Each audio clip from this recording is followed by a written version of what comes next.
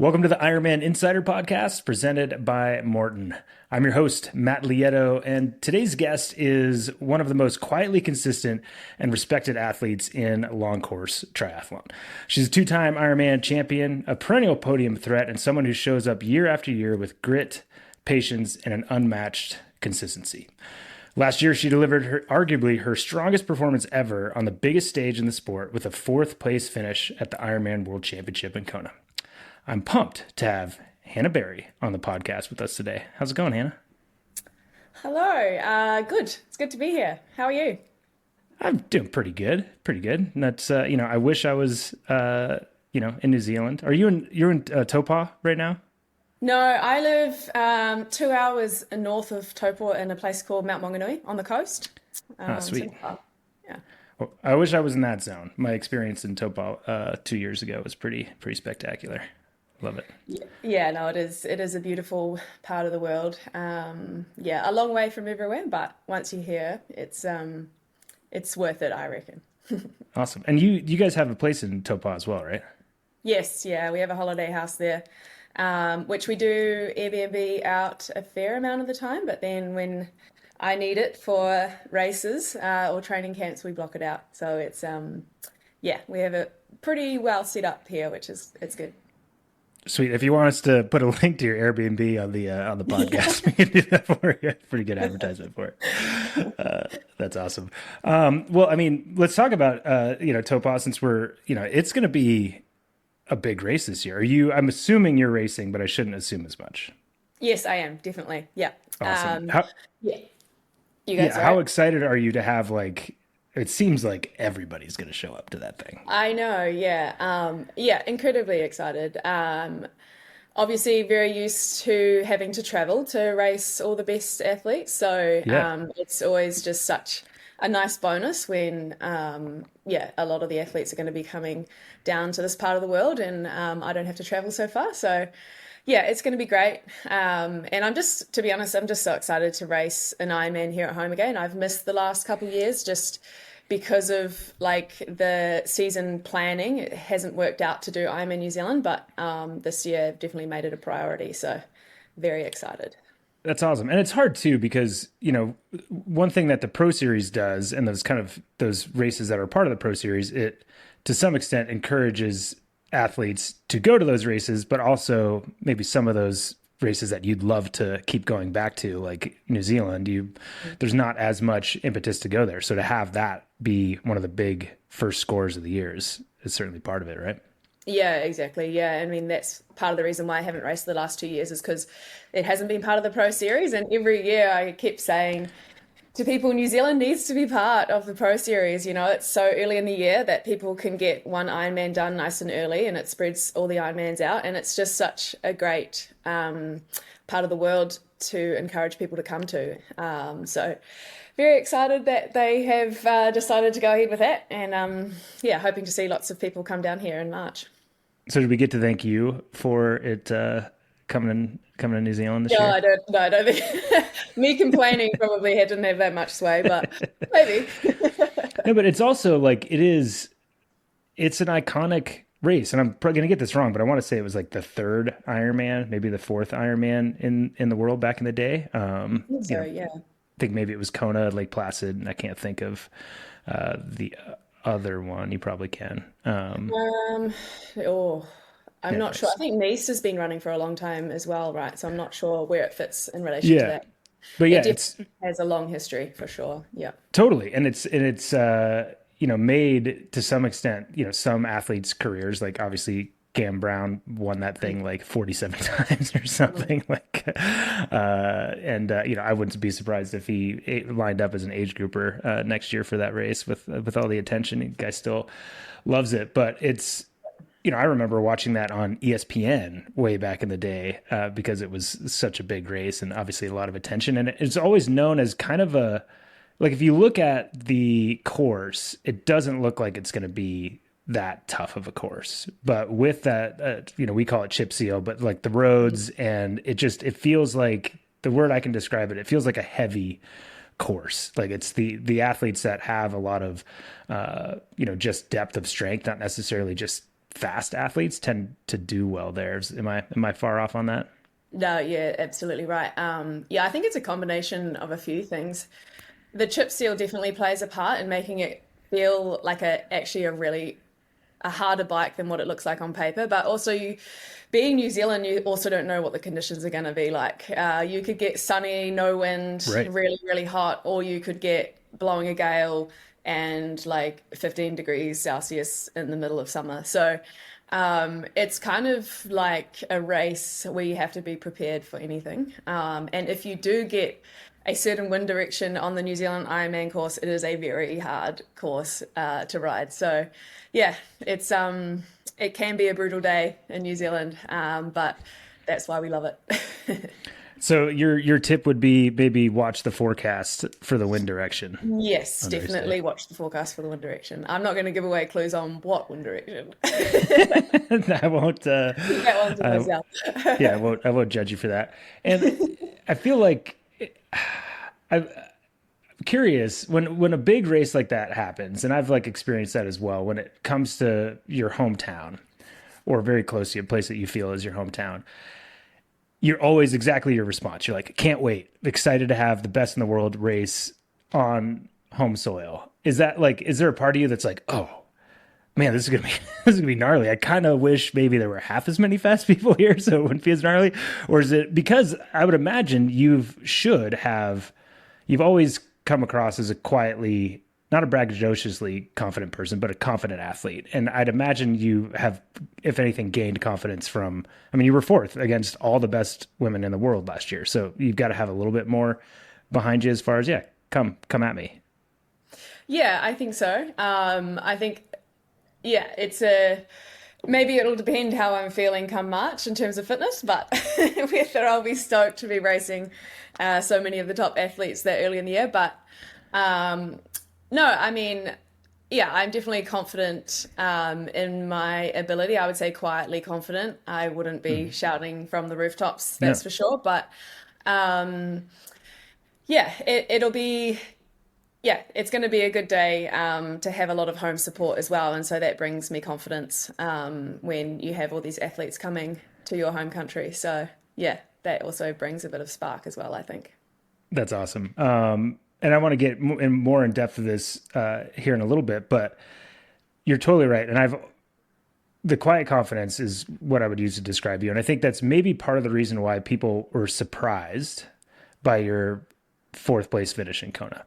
And I would say like I wasn't surprised at all because I've seen you race and like, I know that consistency and your toughness over like the harder the race, the better it seems like you're going to be, coming through with your strength on the run. So it was awesome to see that. And do you like racing that way where people are like kind of surprised by it? Because I've said ever since Kona that I thought obviously there were people that finished in front of you, but I thought you had in some ways like the best race of the day because you like showed everybody you're like, no, yeah, I can win in Australia. I can win in New Zealand, but I can be a podium threat here in Kona.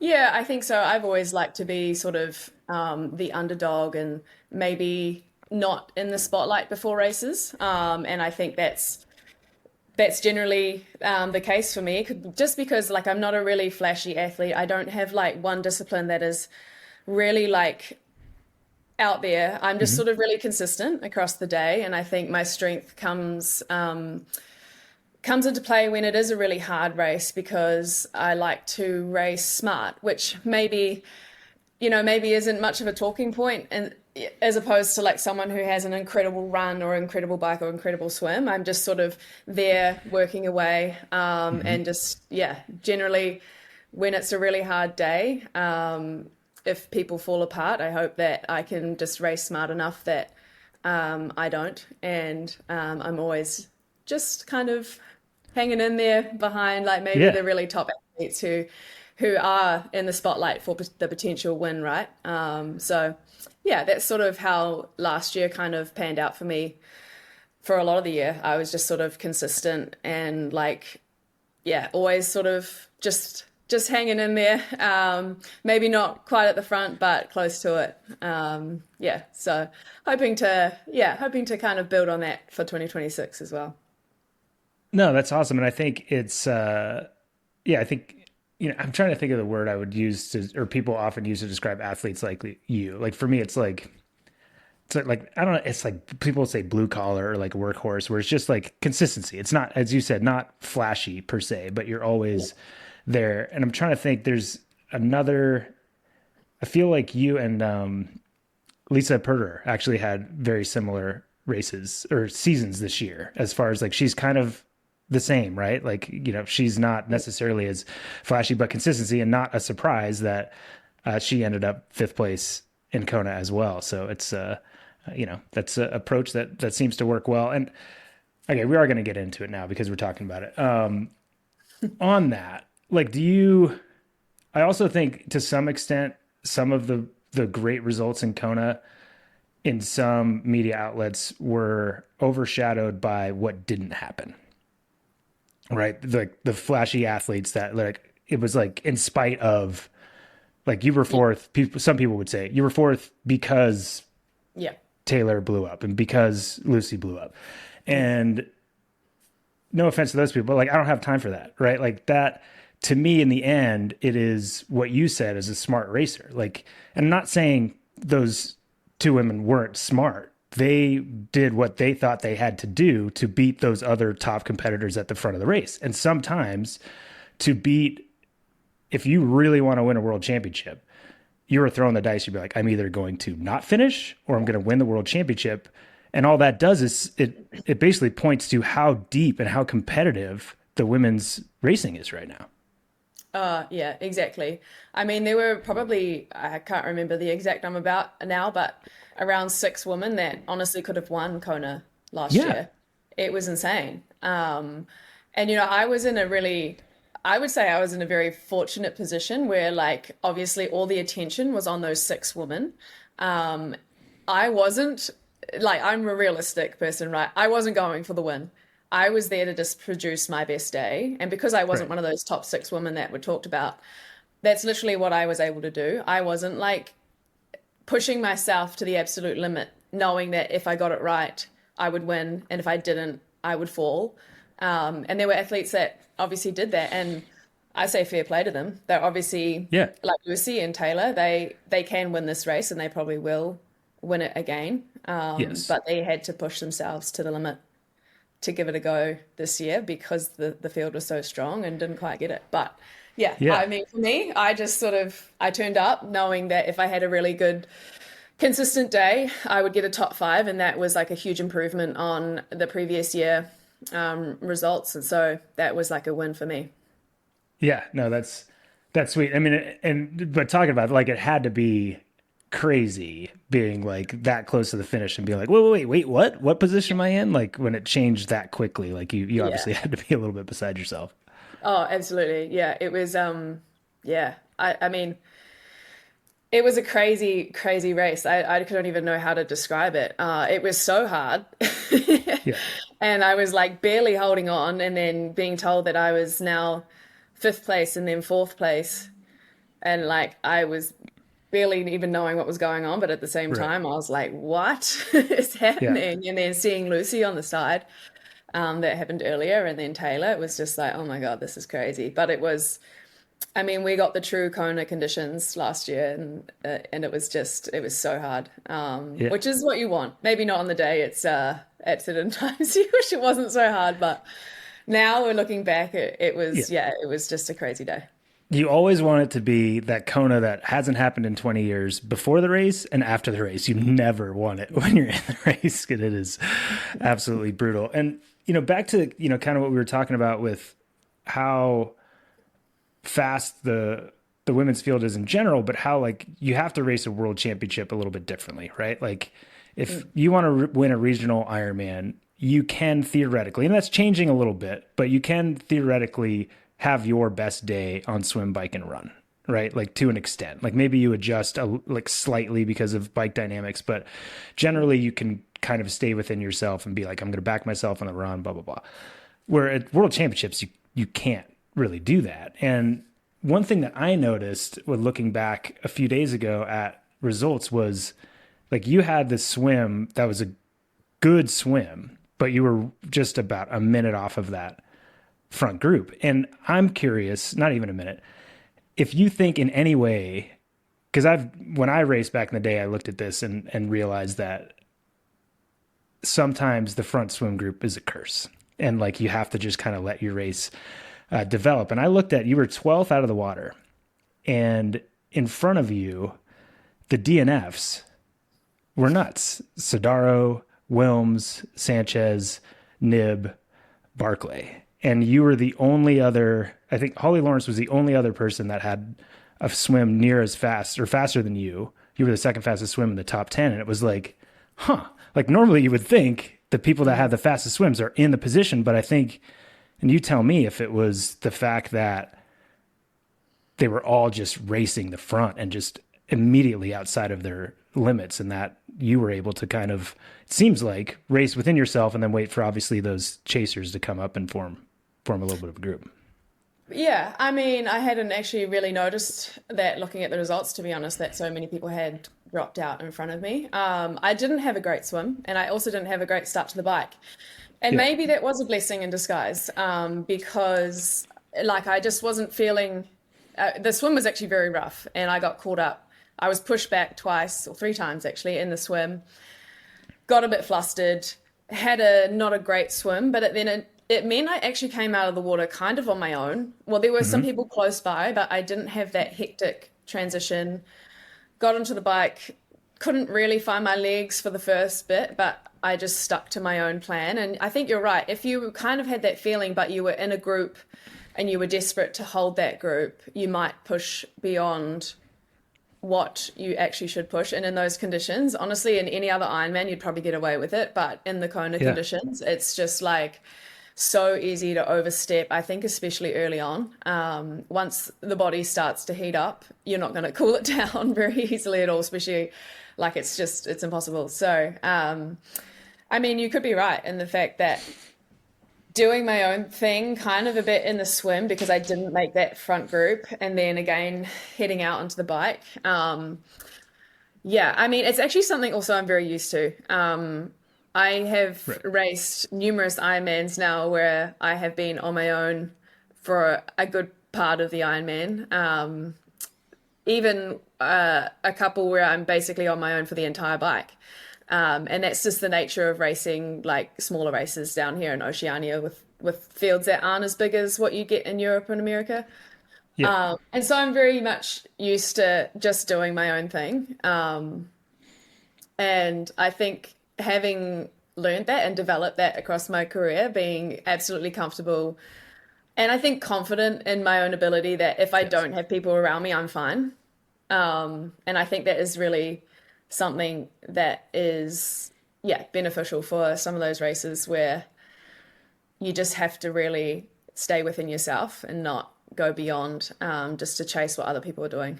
I mean, there's a balance, right? It's still racing as well. So, yeah. Totally. If you have that skill set to be able to do that on your own, then when you're in that race and you are in the front and it starts to feel like it's too much, you have the confidence possibly to be able to be like, okay, I'm going to back out of this and do what I always do.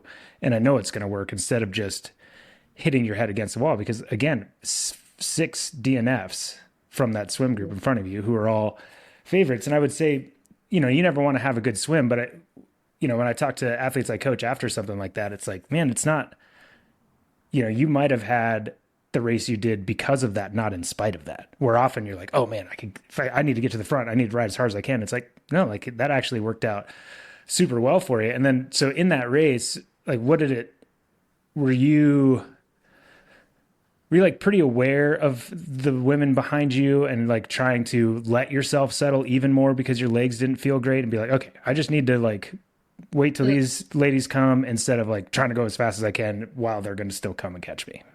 Yeah, absolutely. We have that, obviously that first bit of the bike course goes through town and you have the out and back section. And I saw them, they were right there. And so I was like, well, they're going to catch me. So I need to let my heart rate settle here. Yeah. And then when they catch me, I'm going to be in a better position to just really play it smart, and sort of settle in. It's a big day. And so that first part of the bike, you don't want to be pushing the limits too much. I mean, you're working hard still, but yeah, I did see them coming. I wasn't going to try and stay away. That would have been a stupid decision. So I just sort of, yeah, let them catch me and then settled in. Awesome. And then how did the rest of the race kind of pan out? Were there moments where you're like, okay, this is, maybe I'm going a little bit too hard, but I got to get through this moment on the bike, and leading into early sections of the run? Yeah, I mean, I find Kona, the dynamics of Kona is very different than any other Ironman, I find, because of the nature of that. The Queen K is so rolling, and then you have such big groups that the bike ends up being, as soon as you're swept into one of the groups, the bike is so on off. So you're really like power down, and then all of a sudden you're on the brakes because the group concertina's up like one of the hills. And so that first part of the bike is really like on, off, and then people are switching positions. And for me, like my first time in Kona, that was like quite eye-opening. So this time around, I was like quite prepared for that to happen and just sort of go with it, I think, and like not panic. And like if the group does sort of, I don't know, concertina out, just sort of, I don't know, not rush back into the next person in front of me, but sort of, I don't know, try and almost smooth out the on and offs, because it is so different to other Ironman races where, you know, other Ironmans, you're usually sitting around Ironman power. But if I look at my bike file from Kona, I'm like way above. Then I'm like on the brakes, 0 power, way above. So like for a good hour and a half.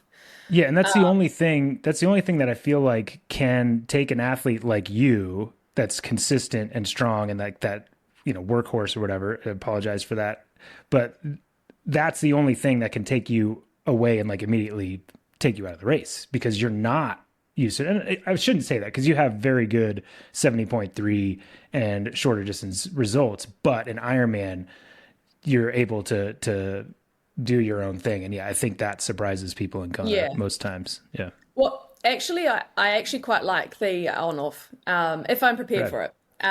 Like I like a bike session where I'm going hard and then like on off. Like a 2040 bike session is probably one of my favorites, which everyone hates. Oh, red. Yeah. So for me, I as long as I'm like prepared for it and I can stay calm and controlled, then yeah, I actually quite like it, because you're right, it does destroy the legs of some athletes. And so if you can be the one that holds on through that section and then still be able to push Ironman power on the way home, then you're setting yourself up to be in a good position for the run, basically. Awesome. And then, so were there any parts near the end or during the race where you were like, okay, I'm about to get popped, or did you feel pretty comfortable because of that training? I did have a bit of a rough patch. Well, I mean, the start of the bike was rough for me, but once I sort of allowed myself to settle in, it got better. But I did have a rough patch on the way home. The group had really split up by that point, and I think I was riding with Kat, Laura, and maybe Lisa. Yeah, definitely Lisa, and maybe there was someone else. Maybe Jocelyn was with us for a bit, and I was definitely like sort of. There were moments where I was comfortable, and then moments where I was just really feeling it on the way home. I think a couple of times I dropped off the group, and then I would find myself back behind them. But yeah, it's just about sort of whenever I hit those rough moments, I always just try and think why, and it's usually nutrition. So then it's like, okay, quickly take on more nutrition, and then 5 minutes later you're feeling good again. Right. So yeah, there were definitely, I mean, the pace was on the way home for sure for me. But I managed to feel mostly okay. And then, just hung into that group till the end. Awesome. And then the run, you know, was looking at your run results, and you're pretty consistent around what you can run on a good day. And you ran, I think, mid 304 in Kona, which I think is, I think maybe it was your second fastest run, but to me, it looked from the outside as your best run performance considering the conditions and what you just talked about, right? Like normally you're not hanging on, forcing yourself to put nutrition in at the end of the ride. You're like, okay, I'm settling in. I got to have a good run. Like it's very different, right? At Cairns or New Zealand versus this. Tell us a little bit about that run. And do you agree? Was that your best run of your career?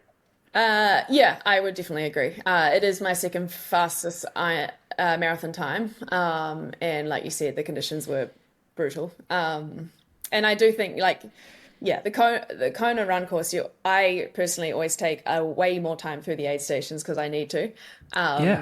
So it's like when you run like your second fastest marathon time, plus you're like almost not walking through your aid stations, but you're kind of shuffling through just to make sure you get enough of everything. So I definitely was. I actually ran the marathon a lot by feel. I didn't look at my watch a whole lot. I did for the first bit, just slow, like those first few kilometers. It's really hard to gauge how fast you're running, I find. Make sure you're not running too fast. Pretty much, yeah. And so, I did look at my watch the first few kilometers, and then I had Lisa around me for the entire run. She was actually just ahead of me. And to be honest, I was just sort of sticking to my pace, and like I could just see her up the road, and that was something to kind of watch and focus on and just be like, okay, I'll just keep her there-ish, run my race. I wasn't wanting to really know what paces I was running. And then, basically just that was how I spent most of the marathon. But interestingly, when I look at the data post-race, my heart rate, even though there's a lot of undulations on that course, my heart rate is really stable across the entire marathon. So obviously by feel, I was able to maintain like a really consistent effort. And I think if you don't pace an Ironman well, often what happens is the pace drops towards the end and so does your heart rate, like you just start to fade.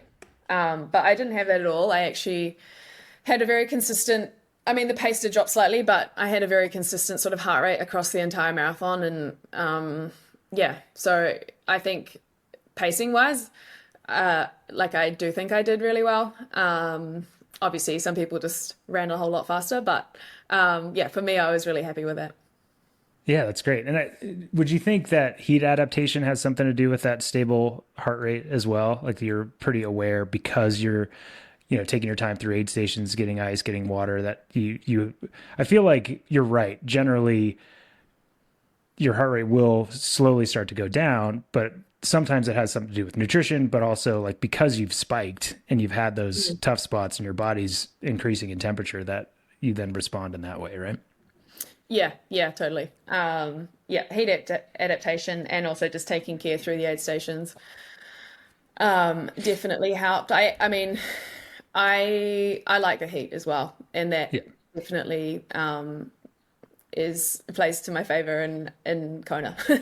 I think the Kona course does suit me because I really like a hot race. So as long as I'm adaptive, but everyone goes to Kona heat adapted. If you don't, then you're a bit crazy. Yes, we've seen it a few times, and that doesn't really turn out very well. Not at all. Imagine. Yeah. So fourth place across the line, and do you look at it like? Do you have pride in the fact that? I think the last time another female from New Zealand was that far up was Jo Lon, like almost 20 years ago, right? I think she was fourth place in 2005, 2007. Do you take pride in that? Like now you're with those names like Erin Baker, obviously she won twice, but Cam Brown, Jo Lon, like, do you take pride in the fact that you're representing a country that's not often represented at the top of that race? Yeah, absolutely. It kind of seems a little surreal to me. Like I sort of see those names and I don't really think that my name belongs there, but there you go. Oh, it does, yeah. Definitely.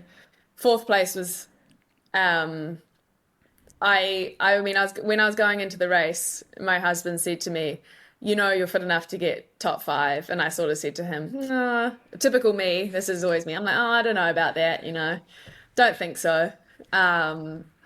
But I think deep down I knew that I probably was in a place to be able to produce, if I had a really good day, produce a top five.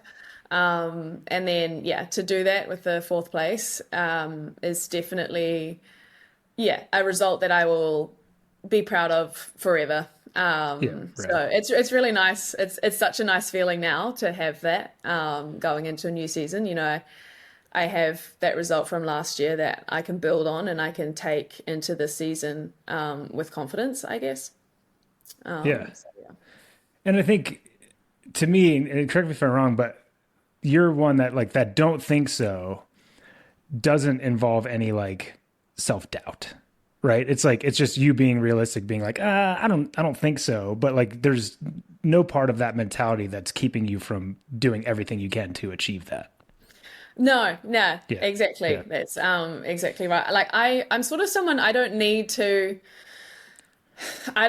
say before a race, I'm gonna win or I'm gonna get podium or I'm gonna do this or that. To me, that doesn't actually mean anything. I'm always gonna turn up and give my best on the day. And if anything, like I don't really think about the result. I just, yeah, turn up, race hard. And if it's a result that surprises me, or like, I guess not surprises me, but maybe surprises other people, then, Right. then yeah, that's pretty cool. Dude, that's rad. So speaking of that, what can you share the gist of your 2026 season? What the focus is? Are you looking at Ironman Pro Series again? Trying to focus on Kona, New Zealand? What do you got? Yeah, so I am definitely focusing on Kona again, Yeah. along with the Pro Series. But yeah, again, Kona, I think needs to be the main focus again. Awesome. Starting with New Zealand Ironman, then looking to go to Texas. And then it's a little bit still up in the air, but I'm thinking maybe like Happy Valley 70.3 and Boise 70.3. Yeah.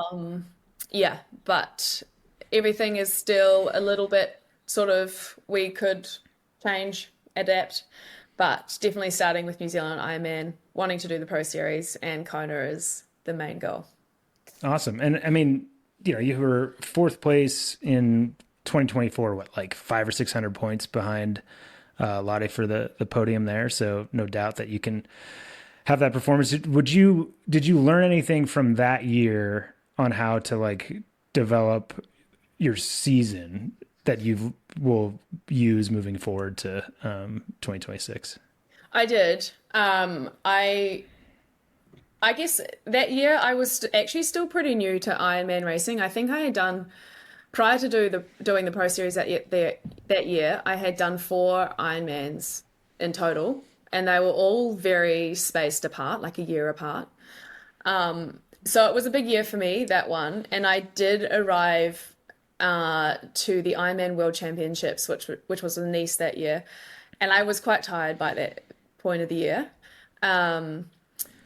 So it was really beneficial to kind of go through that and just sort of take some learnings from that year. And that's part of the reason why I think New Zealand Ironman is such a good addition to the Pro Series, because you get an Ironman done so early. Yeah. It can allow you to sort of tick off 2 Ironmans early in the year and then sort of recover, rebuild, and hopefully Kona can still be a real target, like the main goal. I think, yeah, the biggest thing I learned from that first year, 2024, when I did the Pro Series, was if I really want to focus on the World Champs, I have to be really smart about the scheduling. Last year, it wasn't going to work that well for me to be able to do that again. I think I just don't, like, I didn't have the experience in the Ironman distance prior to 2024 to be able to really still peak at the World Championship. So I kind of wanted to really go for Kona last year, and Yeah. that meant not doing the full Pro Series. But yeah, I think this year with New Zealand first and then Texas, which is also still quite early in the year, I think it should be possible. Yeah, no, absolutely. And I mean that we're talking about, you know, time between Ironmans and World Championships, the fact that Kona is a month later than Nice was that Exactly. year Yeah. also gives you a big block. And yeah, I mean, is it a challenge for you, like, is doing that double of New Zealand and Texas intimidating at all? Because it's a little bit closer, or it still seems, I don't know, weeks, probably 10 weeks apart or something like that. I think it's actually shorter than that. I think it might be 6. Okay. I Yep. did a similar thing in 2024. I did Texas, then Cairns, and I actually, it was fine. So I know I can do that. It's just I think that year it was just probably getting a bit close to then. I mean, I definitely needed recovery after doing 2 Ironmans that close together, and then it was just a bit close to Nice. Whereas this year, because it will be Texas in April instead of Cairns in June, and then the World Champs is October, not September. So it is a significantly more time between. But yeah, doing the double, actually, I think it works quite well in a lot of ways, because you can kind of do almost like one big Ironman build, sort of start your build into New Zealand Ironman, a little recovery, and then just keep going until Texas. And you're not doing sort of 3 massive Ironman builds throughout the year if you space them out too far apart. Yeah. So that's sort of my thinking. And if I remember correctly, and I do, your race in Cairns went pretty well that year. Yeah, exactly. And that was the same one, and that was the goal for that year, and worked out pretty well. So I'm pretty confident I can do it again. That's awesome. I will say, you did say maybe Boise. I'm going to have to go ahead and recommend it highly. It was one of my favorite races back in the day when we used to have it. It was actually very unique. They started at like noon or 1 p.m. or something, so that we would finish like at dinner time, like when like the town was going off. It didn't work well for me. It was really hard to like time nutrition and all that stuff, but it was cool. They're not doing that this year, but it's a cool course. Very close to Bend. If you guys need to come out ahead of time, let me know. We can set you up. Always good to see you guys. But so one more thing I want to talk about, which I'm sure you are excited about as well. I shouldn't assume this because people have different opinions, but I am very excited about the announcement that Ironman made this morning about the drafting rules changing to 20 meters. I had my hand up 15 years ago trying to get that to be the case. And obviously it's the way that racing has changed and speeds have changed. It's much more of an issue. And Ironman did, some scientific testing and saw that it was something that needed to change, and obviously heard a lot of feedback from the pros. So what are you stoked about that? Stoked. Yeah, no, definitely. I think, I haven't spoken to anyone who isn't stoked. Obviously there are a few who said no in the polls that were taken, that took place. But no, for me, it's a great move. I think everyone's been calling for it for a while now. The racing is just getting faster and faster, and 12 meters is way too close. So it'll be interesting. I'm excited to see how it changes the dynamics of racing and Ironman races. I think, it could make it challenging for some people, and that's what we want. We want like a fair swim, bike, run race. So, for me, it's great. I'm used to racing on my own, so if I'm racing on my own at 20 meters or 40 meters or whatever, that's fine. And if you think about what we were talking about earlier with that swim, kind of how in Kona so many women overbiked, and I think it would be different, right? Like I don't think if we go 20 meters, you might not see Lucy and Taylor have those kind of races because they're not trying to get rid of people, right? Like, so it's not only going to make the quote unquote like hanger-oners have harder races. It will maybe change for the athletes that do have cycling as a strength.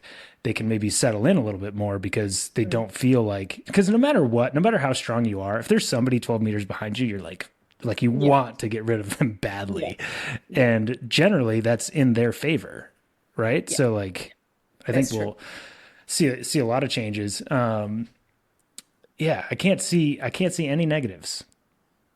I mean, it's going to take a while to get used to, but I think, there might be, I'd be interested to see how it plays out in a massive group, which you don't get in many races, but I actually wonder if those massive groups will even form in the first place because it's harder to stick. And if it does, just hopefully it's sort of fine to get like the group dynamics working. But I think, yeah, I think it's definitely a really good move by Ironman, and nice to see that they're listening and making changes relatively quickly, I would say, because it really was, people have been talking about it for a long time, but there really was a push just recently, and then Ironman responded. So yeah, it's good. I'm excited to see how it plays out. That's awesome. And I mean, honestly, like we'll see it before New Zealand, but New Zealand is going to be kind of that first big, and I'd say test, but it's not a test. They're going to continue to look and see if they have to change things down the road, but I'd be pretty confident that it's going to stay there. But, it is one of those things that I think some effort and some time thinking about logistically how to move around a course like that is going to be really important, because I think, the rule is the rule, and they will enforce that probably even more than, I wouldn't say more than, but like, it's 20 meters. Like you have the race ranger. It's going to tell you if you're 20 meters or not, and you can stay there, but moving around is going to be difficult, and slotting in is going to be a challenge. So it's one of those things that, like, playing through that over and over in your head, I'm like, okay, if this happens, I need to do this. If this happens, I need to do this. Because I think you might find, and I hate to say this, but you might find some